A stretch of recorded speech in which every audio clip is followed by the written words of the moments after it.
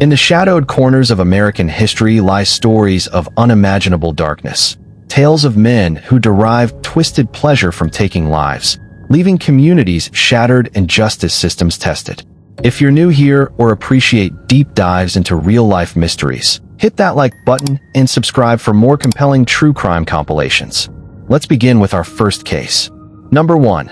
In 1974, Wichita, Kansas, became the epicenter of a terrifying series of murders that would grip the nation for over 3 decades, as an unknown killer began targeting families and individuals in their own homes.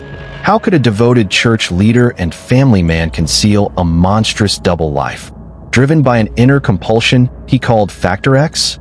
Dennis Rader, born in 1945 in Pittsburgh, Kansas, grew up in a seemingly ordinary household in Wichita.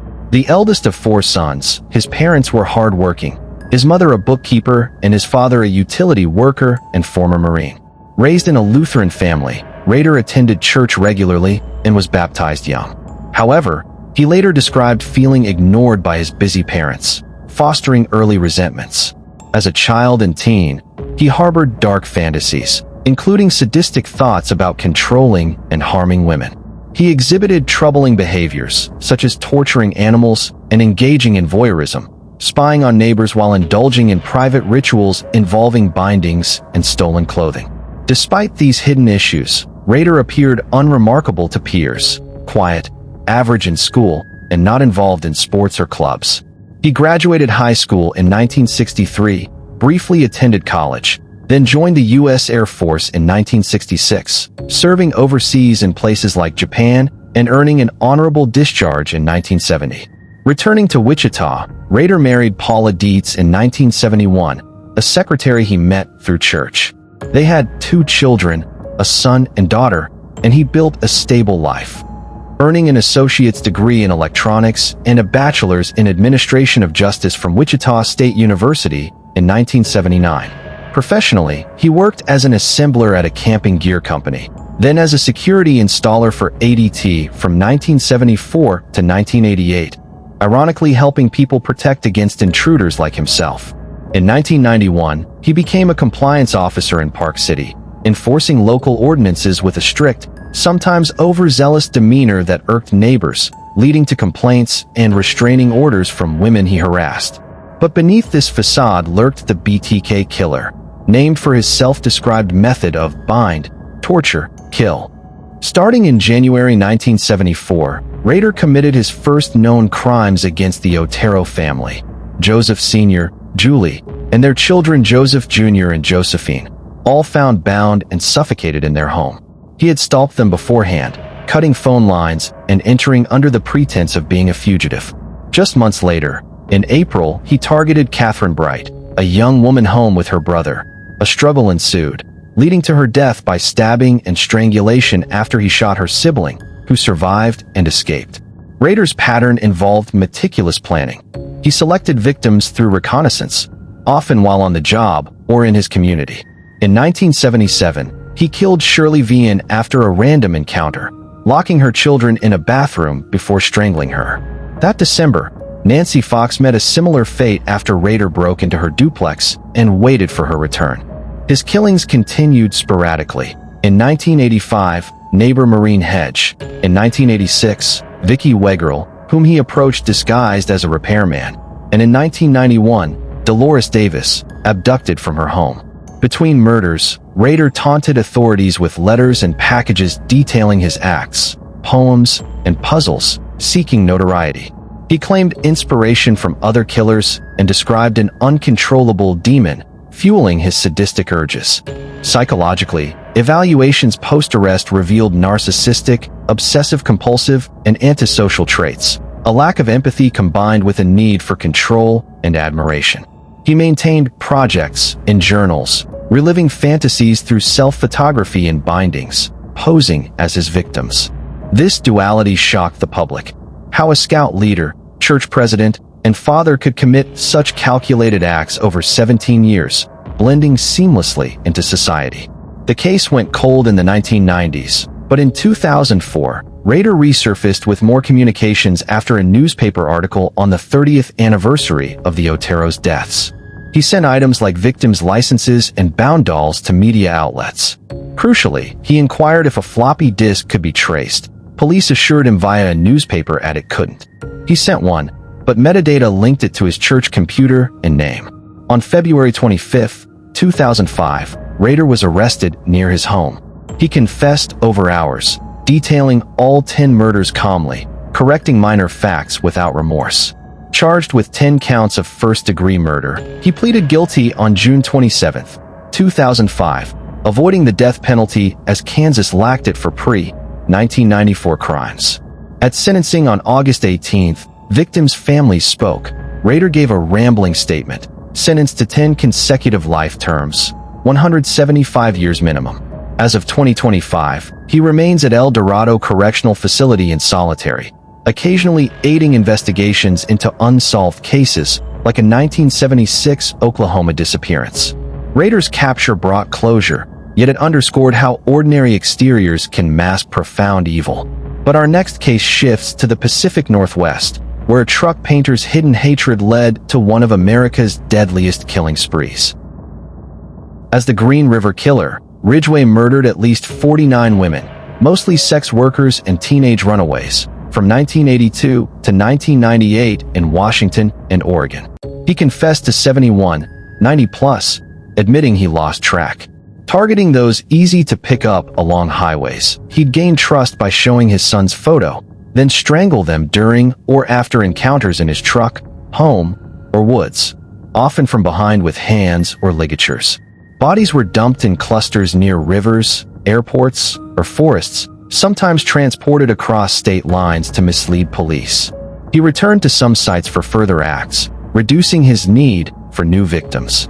The spree peaked in 1982 to 1984, with victims like 16-year-old Wendy Caulfield, first discovered, and 38-year-old Patricia Yellowrope, last confirmed.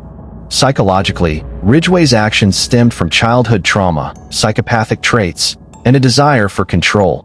Hating women, he viewed as disposable, while craving intimacy without cost.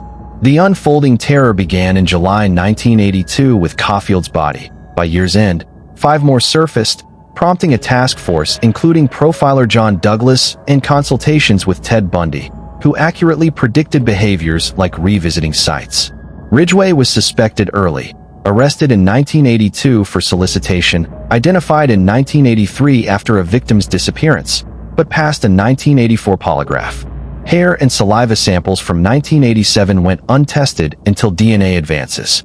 In 2001, microscopic paint from victims matched his workplace, leading to charges for 4 murders, expanded to 7.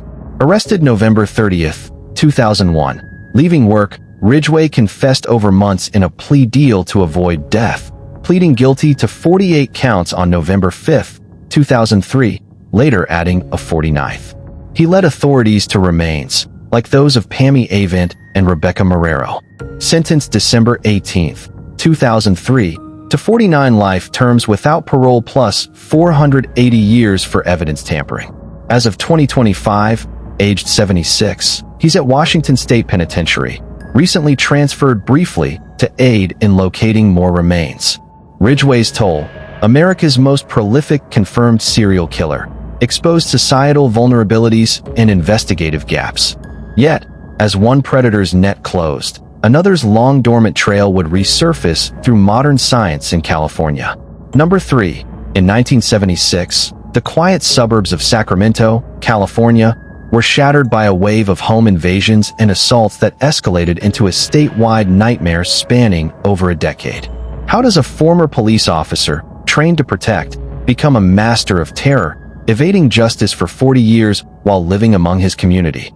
Joseph James DeAngelo Jr., born in 1945 in Bath, New York, grew up in a military family, moving often, including to Germany, where he reportedly witnessed his sister's assault by airmen. Relatives later described paternal abuse. In California by his teens, he attended high school in Rancho Cordova, earning a GED in 1964. DeAngelo showed early troubling signs: burglaries, animal torture, and vandalism. He served in the Navy from 1964 to 1968 during Vietnam, then earned an associate's in police science, a bachelor's in criminal justice from Sacramento State, 1972, and pursued further training. Engaged briefly in 1970 to Bonnie Caldwell. The relationship ended amid his abusiveness. He once threatened her with a gun. In 1973, he married Sharon Huddle, a future divorce attorney. They had 3 daughters, but separated in 1991. DeAngelo worked as an Exeter police officer, 1973 to 1976, in burglary units, then Auburn until fired in 1979 for shoplifting dog repellent and a hammer, after which he stalked and threatened his chief. From 1990 to 2017, he was a mechanic at a supermarket distribution center, seen as unassuming by family, who never suspected his crimes. Known as the Golden State Killer, encompassing Visalia ransacker, East Area rapist, and original Night Stalker, DeAngelo committed at least 120 burglaries, 50 rapes, and 13 murders from 1974 to 1986. Motivated by control, power, and perhaps unresolved trauma, he targeted middle-class homes, deriving satisfaction from domination and fear. Psychologically, his taunts, obscene calls, whispering threats like, "gonna kill you," revealed a need for psychological torment, possibly linked to his Bonnie fixation during one assault. Crimes began as the Visalia ransacker, 120-plus burglaries from 1974 to 1975, ransacking homes, stealing low-value items, and vandalizing. In September 1975, he murdered journalism professor Claude Snelling, who interrupted an attempted kidnapping of his daughter. By 1976 in Sacramento, as the East Area rapist, he escalated, stalking neighborhoods, entering via windows, binding victims, often couples, stacking dishes on men's backs as alarms, and assaulting women repeatedly while ransacking. Attacks hit Carmichael, Rancho Cordova, and expanded to Stockton, Modesto, Davis, and Contra Costa County. 50 rapes total, creating community panic with neighborhood watches and media frenzy. In 1979, relocating south, he became the original Night Stalker, murdering 10 in Santa Barbara, Ventura, and Orange counties, plus 3 more confessed, including the 1978 Majoris in Rancho Cordova. Victims like Robert Offerman and Deborah Manning, 1979, Lyman and Charlene Smith, 1980, and Janelle Cruz, 1986, were bound and bludgeoned or shot. He went dormant after 1986. The case lingered unsolved despite task forces and a 2016 FBI reward. In 2018, investigative genetic genealogy via GEDmatch traced DNA from crime scenes to relatives, pinpointing DeAngelo. Surveillance confirmed a match from discarded items. Arrested April 24, 2018, at home, he faced charges across counties. No initial confession, but on June 29, 2020, he pleaded guilty to 13 murders and rapes to avoid death. Victims shared impact statements. DeAngelo muttered apologies. Sentenced August 21, 2020, to life without parole, he's at California State Prison, Corcoran, in protective housing as of 2025. But our journey into darkness doesn't end there. Let's move to the sunny shores of California in the early 1970s, where a giant of a man turned college campuses into hunting grounds for his gruesome fantasies. Number 4. In 1972, the peaceful college town of Santa Cruz, California, was rocked by a string of brutal murders targeting young female hitchhikers, whose dismembered bodies began turning up in remote areas. How could a highly intelligent man with a troubled past channel his rage against women into a series of calculated killings, culminating in the slaughter of his own family? Edmund Emil Kemper III, born on December 18, 1948, in Burbank, California, had a difficult childhood marked by abuse. He was the middle child of 3, with his parents Edmund Jr., an electrician and World War II veteran, and Clarnell Strandberg, a strong-willed university administrator. His parents divorced when he was 9, and he went to live with his mother in Helena, Montana, where she often locked him in the basement out of fear he might harm his sisters. Kemper showed early signs of disturbance. He tortured animals, played dark games like Gas Chamber with his sisters, and had fantasies about killing his mother. At age 10, he killed the family cat. Tall for his age, he grew to 6 feet 9 inches and over 250 pounds, he felt like an outcast. After running away to his father, who rejected him, he was sent to live with his paternal grandparents on a remote ranch in North Fork, California. Kemper had no military career, but briefly attended community college after high school. He never married and had no long-term relationships, often struggling with rejection from women due to his size and awkwardness. Professionally, after his release from a psychiatric hospital, he worked odd jobs, including as a laborer for the California Division of Highways, which gave him access to remote areas for disposing bodies. As the co-ed killer, Kemper murdered 10 people between 1964 and 1973. His crimes started at age 15 on August 27, 1964, when he shot his grandmother Maud in the kitchen during an argument, then shot his grandfather Edmund Sr. when he returned home, claiming he didn't want him to see the scene. He called his mother, who told him to call police. He was arrested and diagnosed with paranoid schizophrenia, sent to Atascadero State Hospital. Paroled in 1969 at age 21 to his mother's care, despite warnings, he moved in with her in Santa Cruz, where their fights escalated. His adult killings began on May 7, 1972, with college students Mary and Pesci and Anita Lucchesa, whom he picked up hitchhiking, drove to a secluded spot, stabbed and strangled them, then took their bodies home to dismember and violate. On September 14, 1972, he killed 15-year-old Aiko Koo, a dancer hitchhiking to class, strangling her and performing necrophilia before decapitating her. In January 1973, he murdered Cynthia Shaw, shooting her with a .22 pistol he bought illegally, then dismembered her in his mother's bathtub. February brought Rosalind Thorpe and Alice Liu, both hitchhikers. He shot them, had sex with their corpses, and scattered remains. Kemper's method involved gaining trust as a safe driver due to his size, then using guns, knives, or strangulation, often followed by decapitation, dismemberment, and cannibalism in some cases. He targeted young women resembling his mother or those who rejected him. Psychologically, Kemper had an IQ of 145 but displayed necrophilic and sadistic traits, driven by hatred toward his abusive mother and a need for dominance over women. He enjoyed the power and thrill of killing, later saying it gave him a rush and helped him relive fantasies from childhood.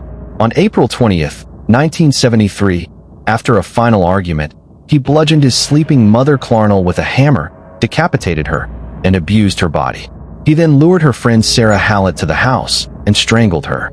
Kemper fled east but turned himself in on April 23 in Pueblo, Colorado, calling police to confess. He provided detailed accounts during interrogations, showing no remorse but cooperating fully. Tried in November 1973 in Santa Cruz County, Kemper was found sane and guilty on 8 counts of first-degree murder. Grandparents' case was juvenile. He requested the death penalty but received 8 concurrent life sentences without parole, as California had abolished capital punishment temporarily. As of 2025, at age 76, Kemper remains incarcerated at the California Medical Facility in Vacaville, where he has been denied parole multiple times and spends time narrating audiobooks for the blind. Kemper's intelligence and willingness to discuss his crimes have made him a subject of study, but his story warns of unchecked childhood trauma. Now, we head to the bustling streets of New York City in the sweltering summer of 1976, where random shootings sparked a city-wide manhunt. Number 5. In 1976, the neighborhoods of New York City descended into fear as a mysterious gunman began targeting young couples in parked cars under the cover of night. What compels a lonely postal worker, haunted by inner demons, to unleash a reign of terror on strangers, claiming orders from a supernatural force? David Richard Berkowitz, born Richard David Falco on June 1, 1953, in Brooklyn, New York, had an unstable start. He was given up for adoption at birth by his biological mother Betty Broder and father Joseph Kleinman, then adopted by hardware store owners Nathan and Pearl Berkowitz, who raised him as their only child in the Bronx. His adoptive mother died of cancer when he was 14, devastating him. His father remarried, but Berkowitz felt like an outsider. He was intelligent but socially awkward, overweight, and bullied at school. As a teen, he committed petty arson and showed pyromaniac tendencies. After graduating high school in 1971, he joined the U.S. Army, serving honorably until 1974, including a stint in South Korea, where he experimented with drugs and lost his virginity to a sex worker. Berkowitz never married but had brief relationships, often feeling rejected by women. Back in New York, he attended community college briefly but dropped out. He worked various jobs, as a security guard, cab driver, and most stably as a letter sorter for the U.S. Postal Service from 1976 onward, living alone in Yonkers. As the son of Sam, or .44 caliber killer, Berkowitz murdered 6 people and wounded 7 between July 1976 and July 1977. His crimes targeted young women with long dark hair and their male companions, often in lovers' lanes. He started on July 29, 1976, shooting Donna Loria, killed, and Jody Valeni, wounded, in the Bronx as they sat in a car. On October 23rd, he wounded Carl Denaro and shot Rosemary Keenan in Queens. November 27th brought Joan Lomino, paralyzed, and Donna DeMazy, wounded, in Queens. In January 1977, he killed Christine Freund and wounded John Deal in Queens. On March 8th, Virginia Voskerikian was shot dead walking home in Queens. April 17th saw Valentina Suriani, killed, and Alexander Esau, killed later from wounds, in the Bronx. His final attack on July 31st wounded Stacy Moskowitz, who died, and Robert Violante, blinded, in Brooklyn. Berkowitz used a .44 Bulldog revolver, approaching victims quietly at night and firing multiple shots. He left taunting letters to police and media, signed Son of Sam, claiming a demon-possessed dog named Sam commanded him to kill. Psychologically, Berkowitz exhibited paranoid schizophrenia traits, with deep-seated anger toward women from abandonment issues and a desire for notoriety. He later admitted the demon story was fabricated, saying he enjoyed the power and thrill of the hunts, driven by loneliness and hatred. His capture came on August 10, 1977, after a parking ticket near the final crime scene traced his car. Police waited at his Yonkers apartment, finding him with a gun. He said, "Well, you got me." He confessed immediately during interrogation, detailing all attacks without remorse. In court, Berkowitz pleaded guilty on May 8, 1978, to 6 murders, avoiding trial. Despite an insanity bid, he was found competent and sentenced on June 12 to 6 consecutive 25 years to life terms, a minimum of 150 years. As of 2025, at age 72, he remains at Shangum Correctional Facility in New York, where he has become a born-again Christian, expressed remorse in interviews, and been denied parole repeatedly. Berkowitz's rampage captured the fear of an era, but it pales against the hidden horrors along California's freeways, where a seemingly normal man left a trail of tortured bodies. Lastly, in 1971, the highways of Southern California became dumping grounds for mutilated young men, as a cunning killer used drugs and deception to ensnare his prey. How does a discharged Air Force veteran with a high IQ turn his secret sadistic urges into one of the deadliest murder sprees in American history, documenting it all in code? Randy Stephen Kraft, born on March 19, 1945, in Long Beach, California, grew up in a stable middle-class family, as the only son and youngest of 4 children. His father Opal was a production manager, and his mother Opal a seamstress. They moved to Westminster when he was 3. Kraft was accident-prone as a child, once falling downstairs and breaking his leg. He excelled in school, playing saxophone, participating in debate, and supporting conservative politics. He graduated high school in 1963 and earned a bachelor's degree in economics from Claremont Men's College in 1968, where he came out as gay and worked on political campaigns. Kraft joined the U.S. Air Force in 1968, serving as a computer specialist and rising to Airman First Class, but was discharged in 1969 for homosexual conduct after admitting his orientation. He never married but had a long-term relationship with partner Jeff Seelig from 1973 until his arrest, living together and running a business. Professionally, he worked as a bartender, forklift operator, dispatcher, and computer consultant for various companies. As the Scorecard Killer, Southern California Strangler, or Freeway Killer, Kraft was convicted of 16 murders, but suspected in up to 67 from 1971 to 1983, mostly young men and boys. He targeted hitchhikers, Marines, and transients along interstates. His first known victim was Edward Moore, a Marine found in 1972 near Seal Beach, strangled and mutilated. Others included John Liras, 1973, strangled, Roland Young, 1973, stabbed, and Scott Hughes, 1974, emasculated. In 1975, he killed Keith Crotwell and Mark Hall, dumping Crotwell's head separately. The spree continued with victims like Mark Arich, 1976, Larry Walters, 1979, and Michael Inderbyden, 1982, tortured with burns. Kraft's method: he picked up victims, drugged them with alcohol and Valium, bound them, tortured with objects causing burns or mutilation, often genitals, raped, and strangled them, sometimes posing bodies with foreign objects inserted. He dumped them naked near freeways. A cryptic scorecard list in his car coded 61 entries matching victims.